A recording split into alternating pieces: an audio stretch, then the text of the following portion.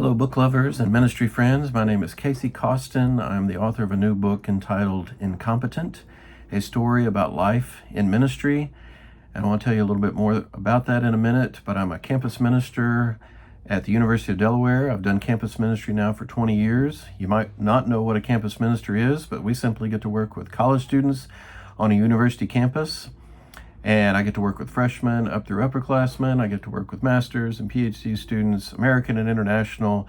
So it's maybe one of the most unknown mission fields in the United States. That is a great place to do ministry and love young people, love students, and help them walk through their spiritual journey and hopefully find Jesus or grow in Jesus. So why did I write this book?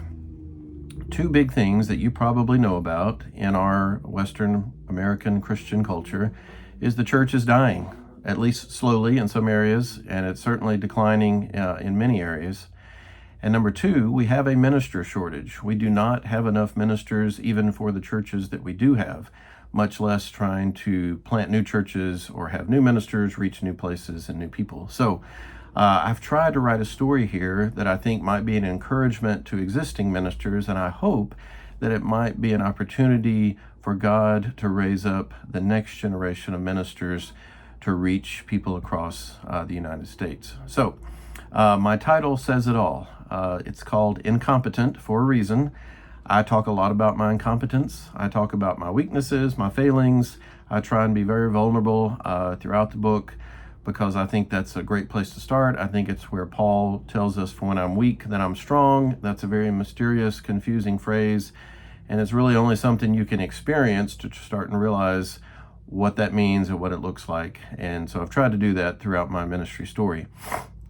Our subtitle is a story about life and ministry, so I try and just tell a story. I could have perhaps done it differently, but I thought that a story was the best way to tell what I wanted to tell. And so it's a 20-year story about going into ministry and then doing ministry now for many years. It's also about family. So I talk about life. And so I believe family is an important part of our life in ministry. It's not just what you do in the office or what you do on campus. I wanted you to see a little bit behind the scenes of how marriage works and how family works in these struggles to try and live in this tension with family and ministry, because it's real and it doesn't just go away. You're always living in that tension. And then finally, a story about life in ministry. Obviously, I'm going to tell this from a campus ministry perspective, but I believe youth ministers would understand my story working with teens. I believe lead ministers would understand my story working with church leadership and just the desire to reach young people in your communities, maybe on your campuses. So I really believe the story will resonate with any kind of minister. So my book is divided into four main sections. The first is just the calling. So it allows you to see my transition from what I thought I was going to do, was chemical engineering. So I'd gone to the University of Arkansas to do that, but God called me into ministry through the campus ministry at Arkansas, and you get to see kind of how some of that unfolded. The second section is about my incompetent years. So I start with a very incompetent chapter called Afraid of Evangelism. And then I just tell lots of stories about my struggle to be made competent in that environment. And then the third section talks about my competent years, but still there's a lot of incompetence. I wrote two of my hardest chapters in there called My Toughest Student and The Day I Almost Got Fired, because these were really big challenges for me during that season.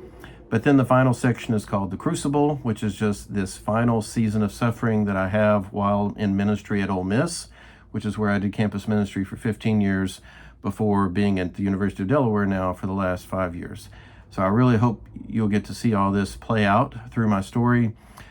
Two big things. This is for existing ministers, as I've already said in some ways, but I'm really hoping that there's a teenager, a college student, or a seminary student who is thinking about ministry, planning for ministry, just curious, maybe a little scared, maybe a little excited, who would consider reading my story and see how God worked in it. And I pray that he might be calling you to join us in ministry as well. A huge thanks to Kharis Publishing for taking a chance on me and giving me the chance to write this book. You'll be able to buy my book at their website, www.kharispublishing.com. But they're also going to help me get it out on the major online retail sites like Walmart and Amazon and Christian Books and Barnes & Noble. So be looking for it in those places as well. My email address is caseoncampus@gmail.com, and would love for you to reach out at any time to ask more questions or follow up for future conversations. But existing ministers, I hope you'll hang in there and stay in the trenches to help us in this difficult time of doing ministry. And for those thinking about it, I hope you'll join us. Take care. God bless.